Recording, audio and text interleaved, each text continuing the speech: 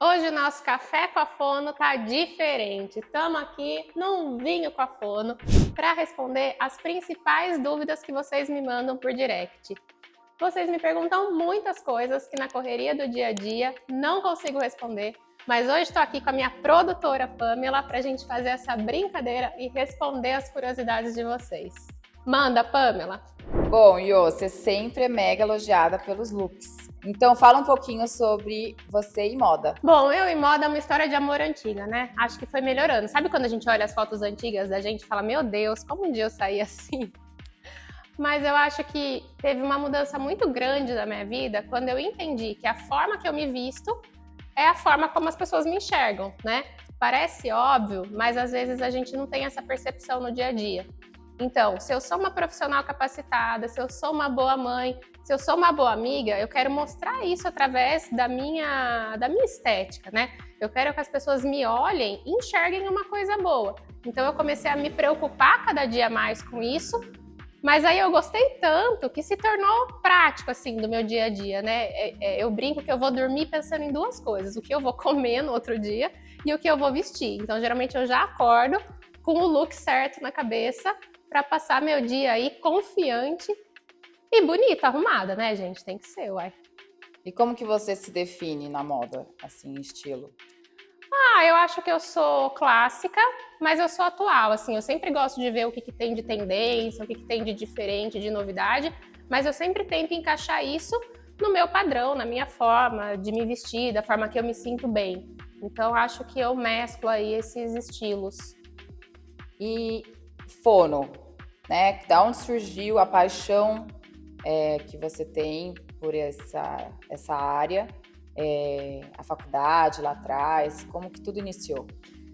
Bom, na verdade, quando eu estava no ensino colegial, não sei nem se eu já falei isso para vocês em algum vídeo, mas eu lembro que quando eu estava na terceira série, sei lá, eu era criança ainda, meu pai me falou: ou eu vou te pagar uma escola particular, você vai fazer uma escola pública, uma faculdade pública, ou eu vou te pagar a escola, você vai ficar no ensino público até o terceiro ano e eu te pago uma faculdade. E eu já era empenhada desde sempre, eu falei, não, vou para a escola particular e eu vou passar numa escola pública. Então eu sempre tive isso muito forte na minha cabeça, né? Por que eu tô falando isso? Quando eu estava no colegial, eu tinha duas faculdades que eu queria muito, que era Direito e Medicina. Só que Direito, eu via lá do Largo de São Francisco, sei lá, 200 inscritos por vaga. Medicina na Unicamp, 200 inscritos por vagas. Aí eu comecei a ficar um pouco preocupada, do tipo, gente, se eu não passar, eu não vou ser ninguém na vida, eu não vou fazer faculdade e acabou, né? E aí eu comecei a ver outras opções. Vi questão de enfermagem, mas fiquei um pouco na dúvida. Vi a questão de pedagogia, porque na época minha mãe era professora, eu gostava, graças a Deus, Senhor, que eu não fiz. Não me imagino hoje com 40 alunos na classe olhando para mim. Não.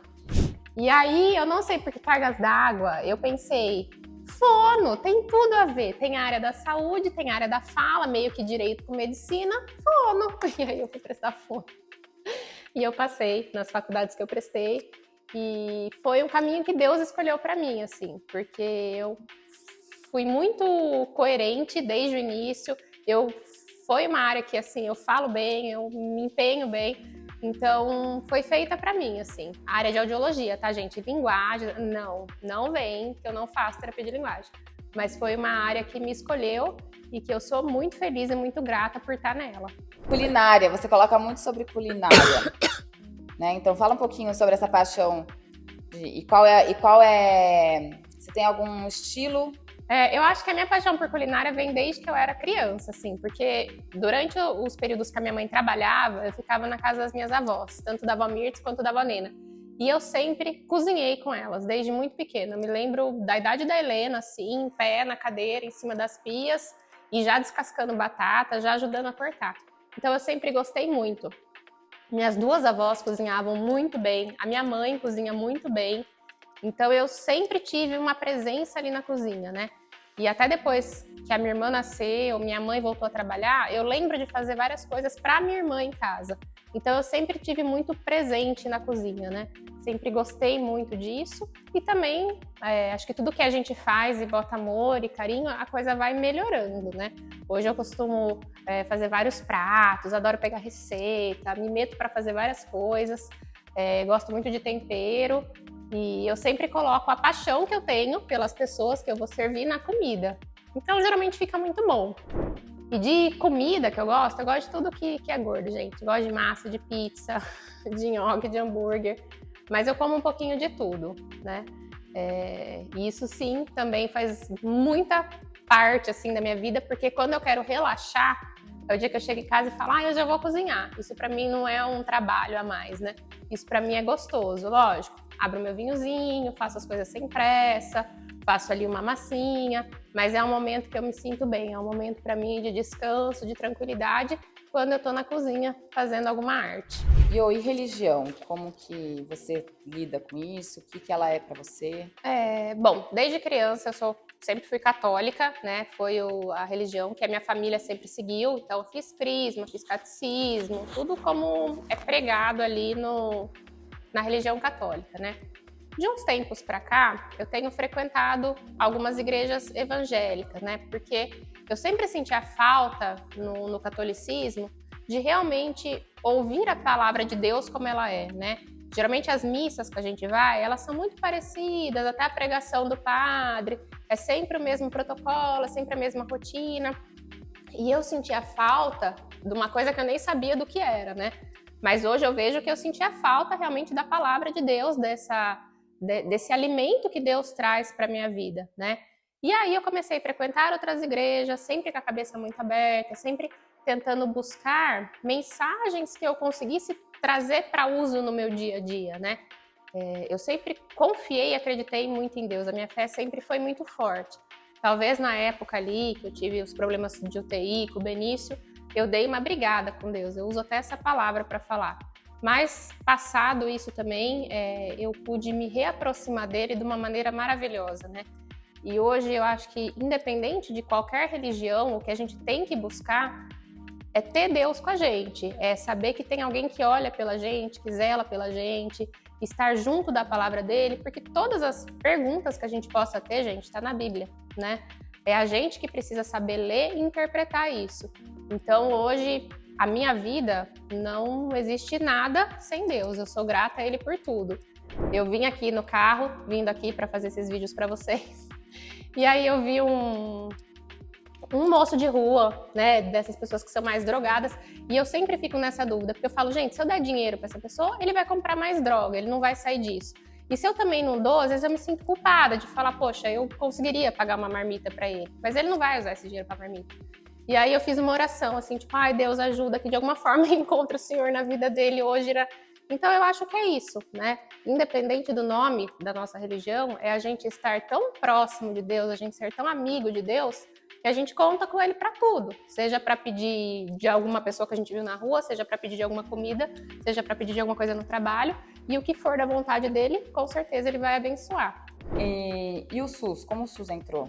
Bom, o SUS, gente, eu tinha contato com o SUS na época que eu estava na faculdade, né? Eu fiz Unicamp, então a gente tem lá todo o sistema de saúde do HC da Unicamp, frequentei esse serviço, trabalhei nesse serviço como estudante, né?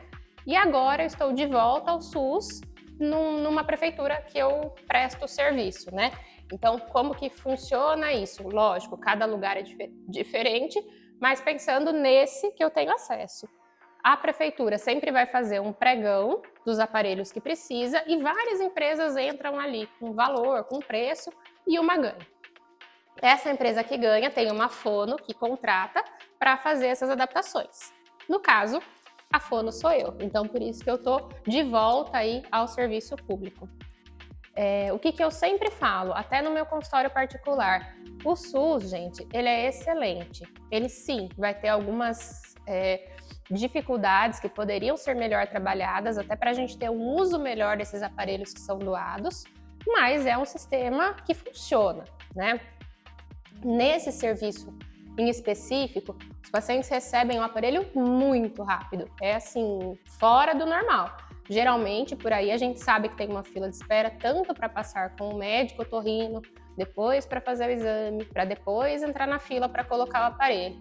Mas mesmo assim, no meu ponto de vista, eu acho que não é nem esse o maior problema. Eu acho que o maior problema, a maior dificuldade do SUS está no acompanhamento pós-ganho do aparelho, né? Geralmente as fonos não têm agenda, os pacientes passam poucas vezes com essas fonos e muitos pacientes deixam de usar o aparelho que ganhou porque não está tendo acesso à fonoaudióloga, ao atendimento.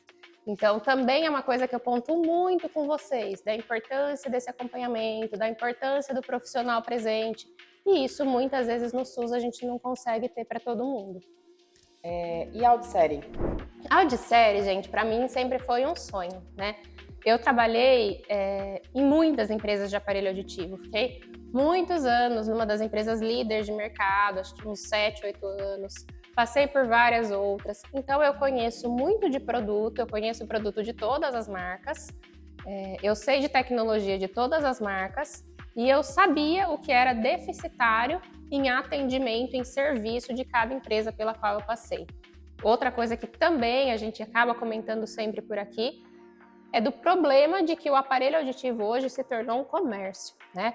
Então, se a gente pegar essas empresas com marca única de aparelho auditivo, vamos dizer assim, é uma clínica específica desse aparelho, a gente acaba encontrando dificuldades que uma clínica multimarca não tem, né? Eu sempre falo, aquela empresa ela só tem aquele aparelho para vender, ela não consegue ver o aparelho específico para o senhor, para a sua audição, para a sua perda. Então, essa minha visão me fez criar um negócio no qual eu pudesse oferecer para os meus pacientes o que eu realmente acredito que faz diferença, o que eu realmente acredito que vale a pena, né? Eu não tenho só um produto para colocar na sua orelha, no do João, no do Pedro, custe o que custar, é o que eu tenho em estoque. Tem muita empresa que é assim, é o que tem em estoque, vocês têm que vender, né? Então, eu quis criar um lugar que os pacientes se sentissem conectados comigo para ter a certeza absoluta que a minha escolha ali é pela reabilitação auditiva dele, é pela vida dele. Vai ter lucro? Lógico que vai. Nada hoje em dia vive sem lucro, né? Mas a minha escolha ali é pessoal para ele e eu tenho uma gama de aparelho para fazer isso. Eu tenho uma gama de serviço e de assistência para fazer isso. Então a audiosérie veio para trazer tudo que eu sempre acreditei que era importante. Um treinamento auditivo de qualidade, um sistema de acompanhamento de qualidade, a manutenção desse aparelho de forma efetiva, a garantia de forma efetiva. Então, eu trouxe para os meus pacientes essa possibilidade de ter o atendimento que eu quero ter um dia, que eu quero dar para os meus pais, que eu gostaria de dar para os meus avós, e que antes eu não encontrava nos lugares pelos quais eu passei. Então, é isso.